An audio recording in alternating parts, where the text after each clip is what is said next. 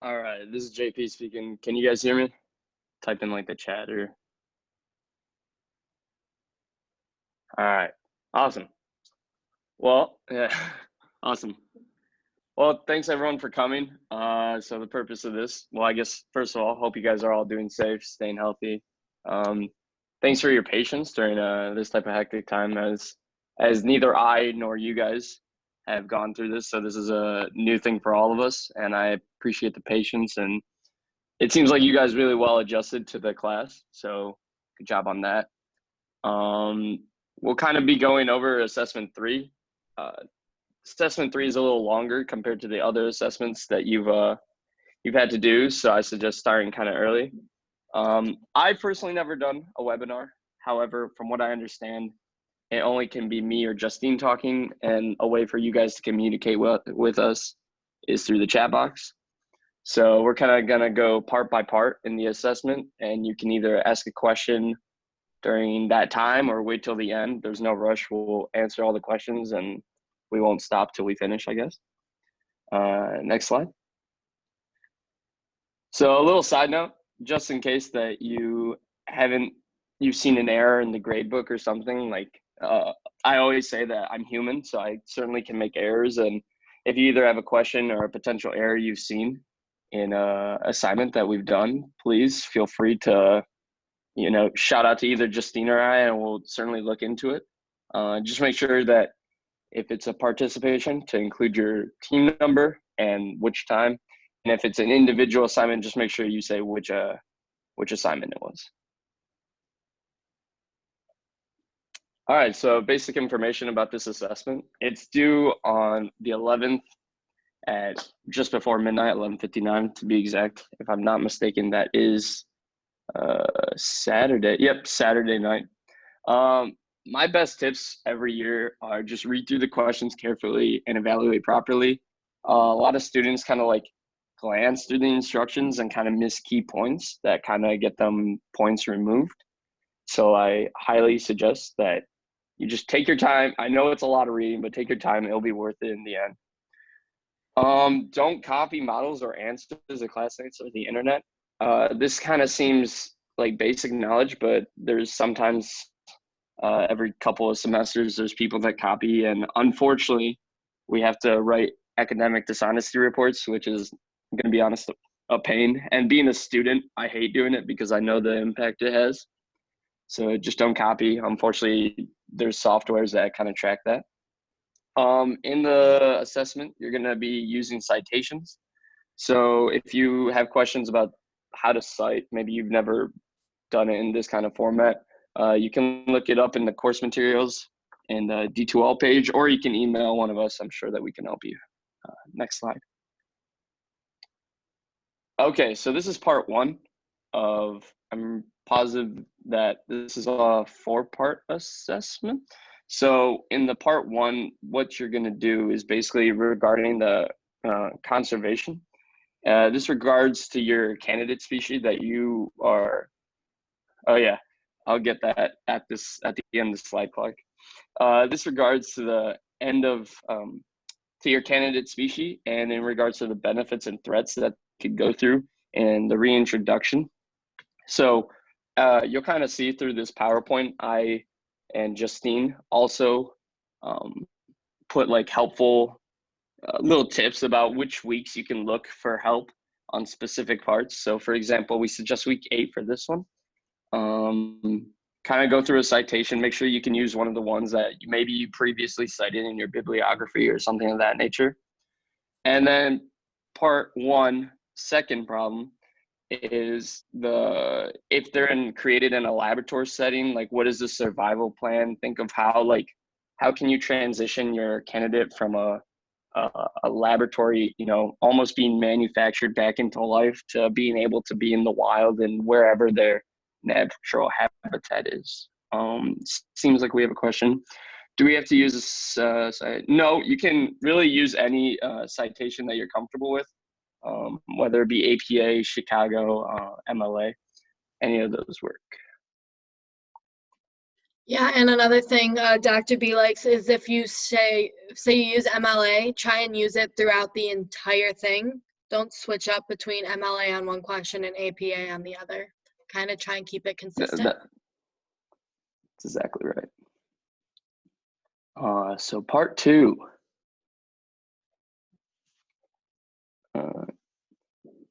Yep. All right, part two. Yep. So part two is one of the longer ones. So make sure that you devote your time to that because it'll hold most of your points, I bet. So the interaction model, look for P12. So in P12, you might remember that we connected a lot of species through the we connected a lot of species through their interactions within a community. So identifying like, were they mutualistic? Was it a predator prey? Things of that nature. So what you're going to have to do is with your candidate species and at least 6 others in that area, you're going to have to identify. Make sure to use 3 different types of interactions and include a description for each. So if it's a mutualistic one, describe how are both species, benefiting from each of the relationship, or if it's a predator prey, maybe explaining like, oh, this is a primary consumer while the other one's a secondary consumer, something of that nature. And then for the third one, label each as a plus, minus, or neutral. So plus minus kind of would be like if one is getting eaten, that would have the minus sign on it, and then the plus side would go to the one that is eating it, as in a positive for that person. Make sure that, like you said, supporting your models with citations, or just one in this instance. And also predict the reintroduction into and the impact into the community in regards to how your candidate species will have. Maybe it'll be kind of destroyed by competition or something of that nature. Just try to be specific and have thorough answers. All right, anyone have any questions so far on either of those? About will we post the slides? This is being recorded. We're going to send it to Dr. B and have her upload it, I believe. So the slides will be on the recording. For the multiple parts of the assessment, preferably you could do it at the end of the part that you cite. So for example, you would cite right below part 2 the reference of what you're using, and then every other part just right at that question or something of that nature, just so we can find it easily. Species 5 plans.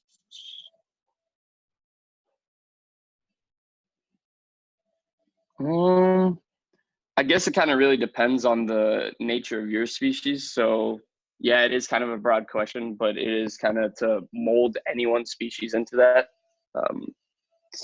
For example, I guess one could be if you had a bird, as when I took the class, I had a bird. I wrote about how like the bird, although had a lot of people, a lot of species it could eat, there was a lot of predators in that area. So by the end, I assumed that it would kind of be impacted by the larger population of predators. Let me know if that makes any sense. So yeah, it is a broad question, but it's kind of fit to mold to every person's answer. Can you clarify 3?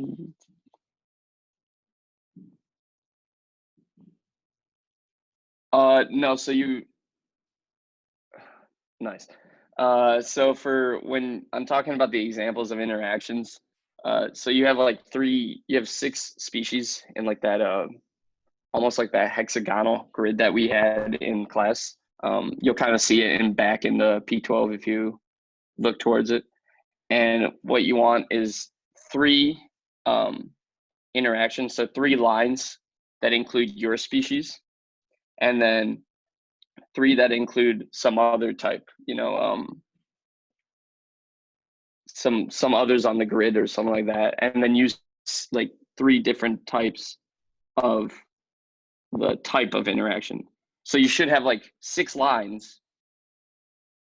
Am I saying that correctly? Yeah. 6 lines, 3 different types of. So if each line is an interaction, I apologize. I'm trying to word this properly. If you have 6 lines and then 3 different types of the interaction, which is like the predator prey, conventionalism, consumption, and all that. if that makes any sense, Henry. Sorry, that was kind of a really drawn out answer. For the chart, you could find it in P12. And so that should be on, oh, I don't have the student packet, but it'll be under part 1 where you kind of connected all like the coyotes, the hawks, songbirds, all those. For the chart, does she mean like the species interaction model? I don't know. Is she? Yeah, okay. So yeah, it's just like the one you guys made for P12, but it's gonna have your candidate species in it. And she just, in the requirements, you can see them all in the rubric at the end of the instructions. But like this, like JP was just talking about, there's specifics. You need to have some different ones, and you need to have at least a certain amount of number interactions. Does that mean yeah, so it means that like 3 lines between the other species that you're referring to in your diagram. So 3 connecting to your species and then 3 others revolving other. You really could make it, it's really easy to make these, so you can make a ton. You could connect basically every single one. But as long as you have 3 towards your species or away from your species, and then 3 others on the graph. Yeah, and if you have more than 6, that's perfectly fine too. So if you're unsure if some of them aren't exactly right, you can always just add a couple more. I want to make sure we've gotten all these questions so far. I think so. Back with that Yeah, species survival plan question, there's a few things on like online. There's a lot of other, like you can like do a lot of research on that, just find conservation efforts and stuff and kind of come up with a plan using those. The reason, like JP said, it is broad is it's for everyone to answer the question for every species. But if you just look at the rubric, it just says be creative and have it make sense. And if you're ever struggling with any of these graphs, office hours or email is a good way to kind of see if you're going in the right direction. We can't exactly tell you how to like draw it out. Like if you handed it to us, we're like, oh, I have this type of bird. Can you help me? Like, no, but if you bring us one that's kind of like partially finished or finished, we can give you an idea as to if you're heading in the right direction or not. If that is all the questions, we can move to carbon cycle. So part 3 is. Oh, Clark says hold a minute. Okay, we'll wait, no problem. If anyone else have any questions, feel free to ask. Yeah, keep typing them in there. We'll do a break like in between each one like we've been doing so far. There's only 4 parts to this, so at the end we can do a ton of questions too. Yep. All right, Justin, go for it. All right, so with the carbon cycle, that's like part 3 of it. It doesn't exactly say part 3, but oops. There's actually 4 questions to it, but on here we have 3 bullet points because the second bullet point kind of combines question 2 and 3 on there. So at the beginning, you have to make a carbon cycle, a pathway from, you have to describe how a molecule of carbon goes throughout all 4 spheres, and it has to make sense. So you have to say like it goes from the biosphere to the hydrosphere by this process. You have to actually explain why. You have to include all 4 spheres, and it's supposed to start from your species and go to another species, so that's why it should begin and end in the biosphere, because a species is a living thing, and that's in the biosphere. Participation 9 or week 9, all the information there is very helpful for the carbon cycle diagram, and in the instructions it does include that it's not like the same diagram you made in class because you included a bunch of different processes in that. This is a pathway, so you're not going to be using everything that you used in class. You're going to be using what you learned in class to make this. It's not going to have as many lines and stuff, but it will still include all 4 spheres. And that's basically the first question there. The second part is predicting the reintroduction involving climate. So this is actually 2 questions on the assessment itself, but we kind of combine them into 1 bullet point, because the first question is just saying, predict what will happen if you reintroduce your species, and it's going to want to ask a couple questions there. I believe it's actually number 7 on the assessment itself. And then number 8, which is also using the prediction that you just came up with. but it involves climate change. So it's saying if you reintroduce your species tomorrow, and it says in there, if your species is not fully extinct yet, treat some of these questions as if it is. So if you reintroduced an extinct species tomorrow, how would in 50 to 100 years with climate change, how would that affect that species? So if you reintroduced it to a certain area, how would climate change affect that? And other ways to do that are look up certain climate change models and stuff. And if you do use a model that you don't have to create, like if you use it for an explanation, you do have to cite it. That's why she makes that very clear in this question with providing citations for that. So if you're looking at a specific area, like say you're looking in the polar region, and you're looking at a climate change model from the last 100 years to try to predict what's going to happen in the next 100 years, make sure you cite that you use that model, and you don't necessarily need to use it, but if you're using it for your explanation, it would make sense to copy it over so it's easier for people to see, but make sure it's cited. And you want to predict how the climate change is going to affect the species itself, the area it lives in, which is like an indirect effect, and how the impact of it impacts anything that involves your species. So maybe not just it itself, but the species that it like eats and hunts and all that, or the area that it lives in, or other species around it. Anyway, whether it's direct or indirect impact. And that's both questions in that bullet point. And then for the third bullet point, you have to make a greenhouse gas model. And week 10 is very helpful for that. That's where we did the greenhouse gas simulation. There's a few questions on there. Make sure there's bullet points on there saying make sure you include how the temperature is affected and what a certain increase in something would cause. So you need to identify relationships that it talks about in the instruction packet there and how it relates to your model that you created. Are there any questions with the climate change right here? So are we drawing these cycles on a blank sheet of paper? Oh, so on the instructions, it says at the very beginning what she wants, and you can do it on a blank sheet of paper, take a picture of it and upload it, just make sure it's neat. Or you can also go on PowerPoint or Word or make it on some sort of software that you know how to use and save it as an image and just copy paste that image over. The big thing with this, which JP touched on at the beginning, is a lot of people in the past have just looked up a model for greenhouse gases and took it off the internet. And unfortunately, we have softwares that find all of those, and all of these people have gotten ADRs. So even it's just not smart to go and copy one. So either make one your own or draw one out. All right, we got a couple of questions coming in here. So number 7 really confused me. The impact part. Okay, so I can't read number 7 on here because I have this whole screen on there. Here, I can read it. So thanks for that point, Izzy. I did not know that. So part 7 says, predict to what extent reintroducing your species will impact the size of each carbon reservoir or sphere and the equilibrium or non-equilibrium of the cycle. Explain your reasoning. Okay, so with that, so this is where even if your species is not extinct, you act like it would be. So using your carbon cycle that you just created and how a carbon atom would go from your species to something else, you want to find out if your species was reintroduced, how would it affect the spheres around it, or the reservoirs around it. And the reservoirs are just natural holding cells for carbon, like a forest or the ocean or something like that. So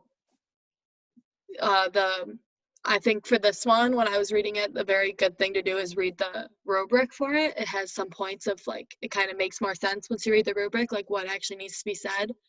But you have to talk about how it'll affect the forest and how it'll affect other things that are in your pathway. So if you have a model of carbon going from the lithosphere to the hydrosphere, what's that impact? How is that impact changing with your species in there? Is there going to be more of it? Is there going to be less of it? Is it going to how the impact is kind of just saying what changes with your species in there than what it was before. So you could say there's more carbon in the biosphere, there's more carbon in the hydrosphere, lithosphere, atmosphere, whatever one you're using, or there's less in the atmosphere because of this reason. Was there any other parts to question 7 that I didn't address? My bad, Torella. I'm still trying to work this. That was meant to be to Clark. Clark asked, for the previous part, how many species do we have to include? So you have to include 6. That's including your candidate, so technically 5, I guess. Another question. Oh, go ahead. Yeah, go for it, Justine. Okay, so Natalie said, is there an example of the model for the greenhouse gases in P10? Yes, there is a greenhouse gas example model. I actually think she put 2 of them in there, and you also made one in P10. So there's a few different models. I don't. No, I don't think they were given. It was the ones that you had to draw out individually. There was an example in the D2O? No, I think the end of the assignment was that they had to draw out a model, and that's what they submitted in P10. Oh, okay. So, the greenhouse gas model they just make, so you had to make one in P10. Sorry, there was not one in P10 already. But there's also a lot of good examples on the internet. Just again, if you're looking at them, don't just copy one, try and make it relate to what you already know, because some of them are right, some of them are wrong. But I think it's a good way to get like a basis of what you need to do. Could you read the questions you get out loud? Because yeah, I will read them all. Is there any requirement about, oh, JP already answered that. Okay. So I think we've got most of the questions answered. Yep, and we'll just keep going as the presentation goes on. All right, so the next section. Could you guys make something with different models? Just wait a second. Could you make something with different models? So she asked, could you make something with different models in them? Are you asking, like, could we make the models and kind of show what we're looking for? Because I don't know if we could do that. And put it on. So. Oh, so like. Typically, no. Dr. B makes you guys use your packet to like a sample. Yeah. No, Dr. B usually makes you guys pick it from the participation, and then she kind of like refrains from giving you guys an example because everyone's would like kind of look the same. And so if you have any questions, like I said earlier, like if you have no idea or you kind of need a way to get back on track, just feel free to go in office hours or shoot an email with something that you have, and we'll kind of help you get to that final product. Yeah, and then once we go through all these slides, when I can stop sharing the screen, we can go on, because there are some examples on D2 already. I don't think we could give any examples of things that aren't already on there because it's Dr. B's decision on that. But most of everything that we've had so far on here, you have had or have been asked to make in the course pack for participation, I believe, because you've made spheres in class, and you've made species interaction web on P12, and the carbon cycle was P10, I believe. So I think she wants to use the samples that you already made, but we can talk a little bit more about that after. So population growth is the next one. It's like part 4, but it doesn't really say part 4 on it. So the first thing on there is she wants you to look at a population, like the population of your species before it went extinct, that's like in bold on the worksheet, and make a population curve of that. And one of the things on there is that you have to make sure you mark the carrying capacity. And she mentions in there that like it doesn't have to be exact, like you don't have to say in 1781 there was 1,112 species, just kind of have it like 1700s to 1750s and there's around 1,000. Like it doesn't have to be exact, because the graph that you make or the curve that you make will get very messy if you're adding a bunch of like exact years and dates to kind of make it look neat. The carrying capacity has to be marked on there, and a lot of people have questions about the carrying capacity. In P11 or in week 11 on D2L, her video is actually very well like explained. She explains it all, and she has an example going on, like she has a PowerPoint going on where it marks them all. I think that was very helpful because when people were asking me about it, I just went to there and like had them look at those. So those are very helpful. And then it mentions in there like you might want to make more than one, and that's like if you notice that there was a drastic change in half the species went extinct, but the other half didn't, maybe make a species or maybe make two and show that. Not everybody's species has that. I don't know how many of them do exactly, but you don't have to. You are required to make one. But in the instruction, she does say you might want to make more than one if it's easier to explain. And you have to, you want to predict why this change happened and have an explanation there. And then on the second part of that, the second question of that part says describe the change on the carrying capacity and why. Again, every time we wrote why on here, it's because in the instructions that she posted, it does say explain, and basically when we made these bullet points, we're writing what the rubric wants. So the rubric is at the very bottom of it. That's the best way to go around it, but explanations give you points. And then the last question of that says, what caused the collapse of the species? So you need to have at least two issues that happened to it, because there's probably a lot more than two issues if the species went extinct or is almost extinct. But you have to have at least two in there. You want to describe them and label them if they are density dependent or density independent.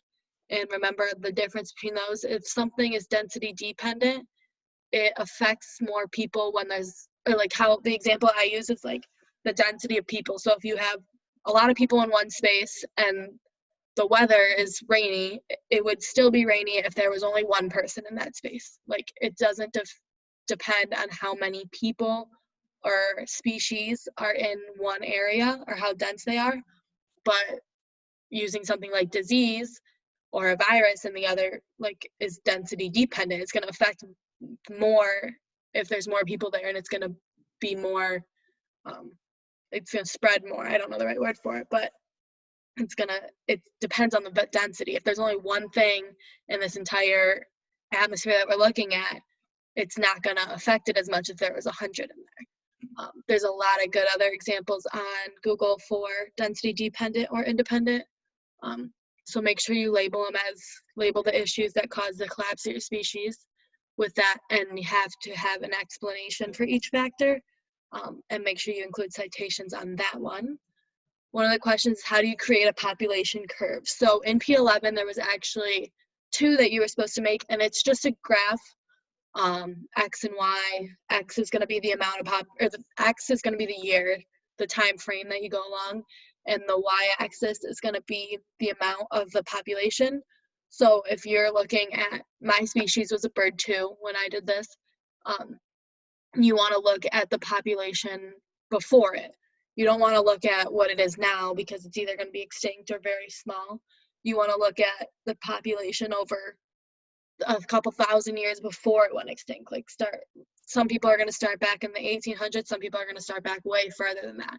It all depends on when your species was like thriving, So you're going to have a time frame and you're going to plot the points, and this year had this much, this year had this much, and then at some point you're going to see that curve that when you connect the lines dwindle down, and that's when the collapse of your species was.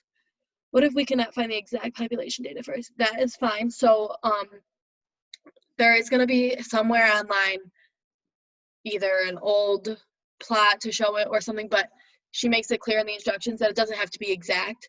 You just need to know if it's in the hundreds at around this time, if it's in the thousands, if it's in the 10,000s, and like around the 1700s. Like you don't need to say an exact year with an exact number. Just say around the 1700s or 1800s, there's thousands of them, but by the 1900s, there was only hundreds, and by the 2000s, it was down in the 2 digits. It was in the 50s or in the 10s. Like just kind of have a general curve, and that way it makes your curve look a lot neater too, than having a bunch of different things. So don't have to have exact, just know something about it. So how many pages did the assessment? It usually, I'm not gonna lie, comes up to a lot because you're typing in the questions that are already there, and I think the questions thing is already like 5 pages or something, or 4 pages. I'm not really sure. I don't have it pulled up right now. Um, but that's why she makes it very important that or she makes a point to say she wants you to read through all the questions first, because we found out after grading a bunch of these that you usually, with people who like are just going question by question, they answer it and they over answer it, and then they answer the question below it and the one above it, and then they're just already answered a bunch of times. So I don't know exactly how many pages it adds up to be, but if you have full answers to everything, it's probably going to be close. I don't know, JP, what do you think? Like double whatever it is right now? It really also depends how big you make the image. So there's some people that kind of keep their graphs kind of small, but there's some people that make it the size of a sheet of paper. Yeah, kind of difficult to say a page number. I would just, I would guess 10 to 12 with everything ish. I don't know. Yeah, There's a you lot of take graphs that you have to make, so. exactly. So if you take what it's at, put 3 sentences at each, just on average. Not all of them need that. Some of them need more. And then a couple graphs, like it's going to be different for everyone, I guess. But yeah. And then the next slide just has our office hours and emails, just in case. Like we said, we can always answer questions all the time. Whenever you guys need any. JP, do you want to say? Yeah, so kind of what I've learned from grading, I think 3 semesters of these already, is that no one here is like a professional biologist, so this is not going to be like a published paper or something. So really, what just as someone that grades these, I just expect like a good honest effort, and that's a really good way into getting a high grade. Is like, although like with the population graph you might be like slightly off, but I'm not familiar with all your 140 different species. All I can really ask is just put good effort, and like if you ever have a question, just to come and ask, because it is what it is, and it's just good effort at the end of the day, because I'm not going to be able to know exactly every population and everything. Yeah. So good effort. That's something else. And looking at the rubric, because when we grade, we follow the rubric exactly, which I'm actually going to stop sharing this real quick and share just my internet page, which will show the rubric on there. So hold on one second. At the very bottom of, oops, share screen. Okay. Everyone, can everyone see this? Yep. Okay, so this is the instruction sheet that's on D2L. So these are all the questions we went through. I'm gonna go to the tab real quick. We just went through the questions just like this before. I think we answered pretty much everything on that so far. If you have any other questions, just keep typing them in. But the rubric is like the most important thing. So what I would do before you even, like if you're confused on a question, just come down to the rubric, because some of them say like consider this and then answer this. So like personally that would confuse me and be like, well, what do I need to write down? Just go to the rubric, and this is exactly how it grades. So make sure you gave a good effort. Like JP said, you kind of have an idea of what you're talking about. You didn't just make something up. It makes sense. And then we follow this. We say, is there multiple benefits and multiple threats? If yes, we do that. If there's only 2, it's proficient. If it kind of just exactly how we follow it. And the species survival plan, we were talking about that earlier, how it's kind of confusing. Right here, it just says the plan's creative and it makes sense.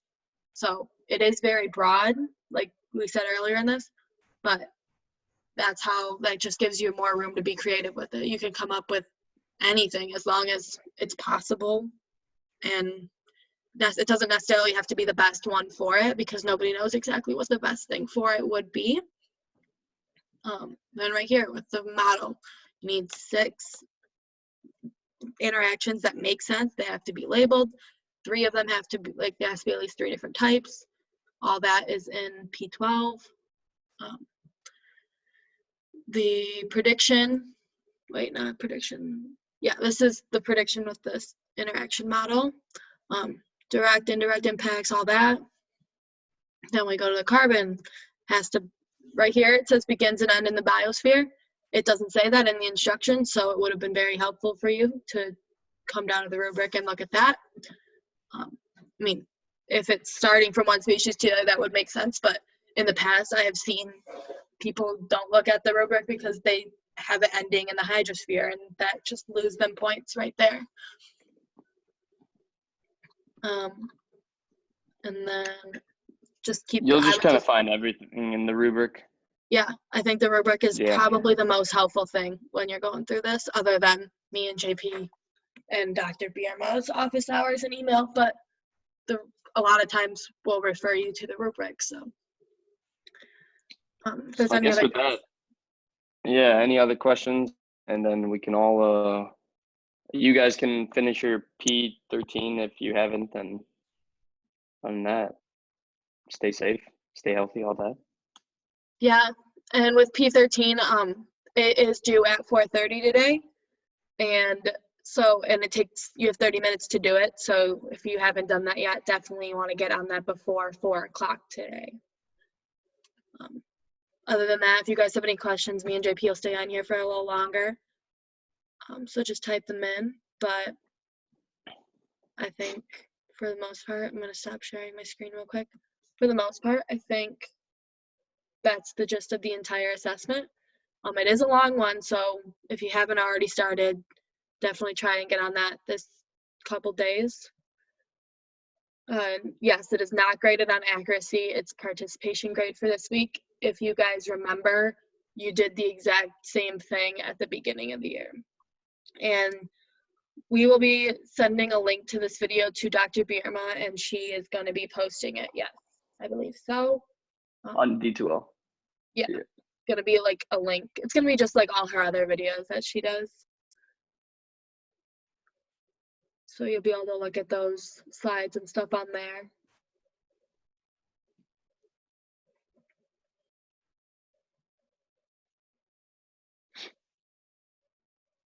Other than that, you guys can stay on if you have any questions, or leave and go do the participation stuff for this week, or whatever you want to do. We're chilling. Excuse me.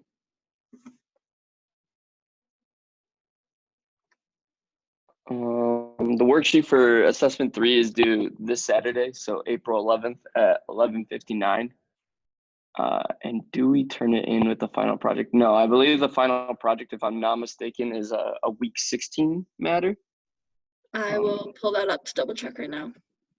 Yeah, so final project is, yeah, that's going to be your infographic if I'm not mistaken, and that'll be the at final the project is the very that'll kind of be your final exam type thing. Yeah, that's due actually during exam week, April 29th, it says. Yeah. But this is probably going to be one of the most helpful ones for your final project. With this assessment right here, you're going to be doing a lot of research, and it's going to seem like kind of tedious, but when it comes around to your final project, which is an infographic on this, you're going to have almost all the research you need done because you did this assessment. So it is very helpful.